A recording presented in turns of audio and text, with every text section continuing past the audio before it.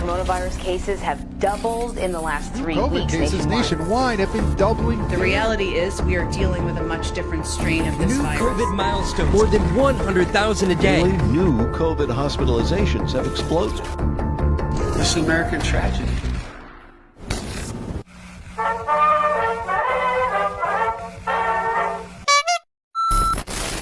More than 18 months since the pandemic, the United States is still a divided state over mask wearing.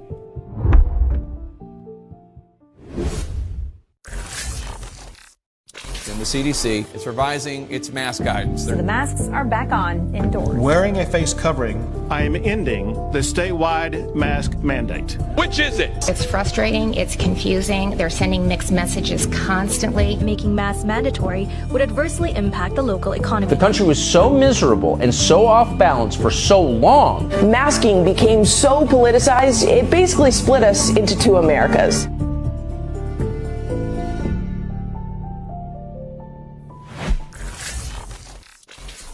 It's a little like the regular flu. It's going to disappear. It is disappearing. When I see the disinfectant, it knocks it out in a minute.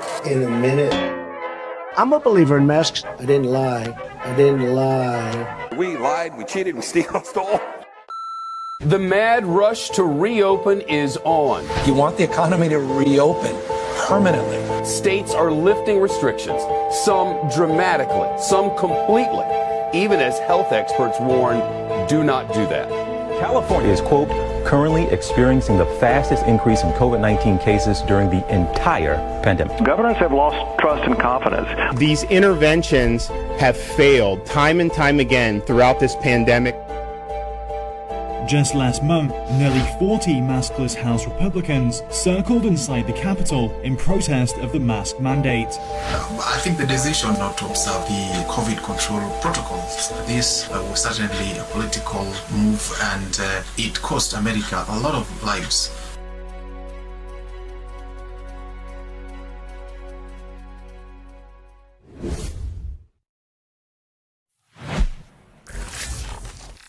But the demand for vaccines is dropping, and thousands of doses are set to expire.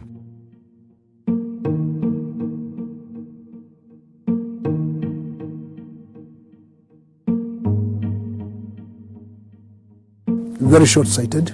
Yes, they should keep the vaccines they need, but the extras and to allow vaccines to expire and to use vaccines as a policy instrument to punish and reward and to dangle in front of poor countries. That sort of nationalism is terrible. The COVID-19 pandemic has disproportionately affected people of color in the US. A survey conducted by US analytics company The Harris Poll revealed that nearly 1 in 4 Latino women in the US have reported losing a family member to COVID-19.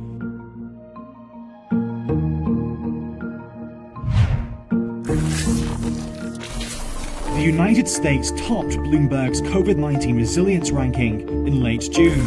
America first.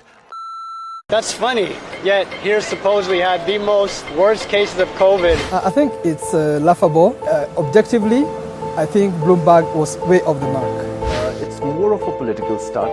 The index that Bloomberg has just released about the resilience, it's very subjective.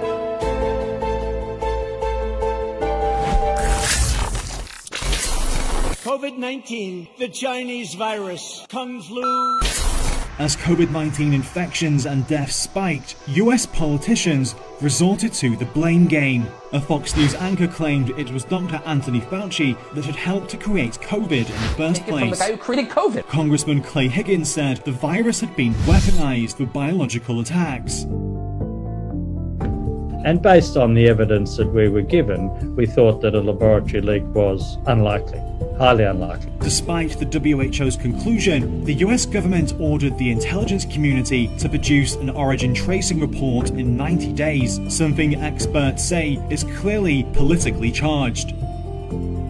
Professor Matthew Kavanagh pointed out that if the aim of the US government was to find a scientific explanation of COVID-19's origin, it would have tasked health institutes instead of intelligence agencies with the research.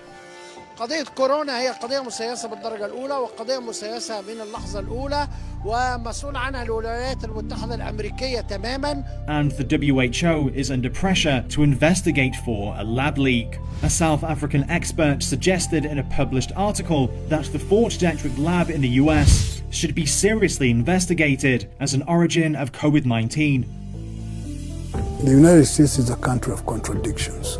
It's one that espouses high ideals, human rights. It is at the same time the one country that violates those ideals repeatedly. It has a flawed system. I mean, since Trump left office, they are still grappling with the fact that they are unable to fully contain the virus. So I think the partisan politics between the Republicans and the Democrats is a liability to what is needed to save America as a nation.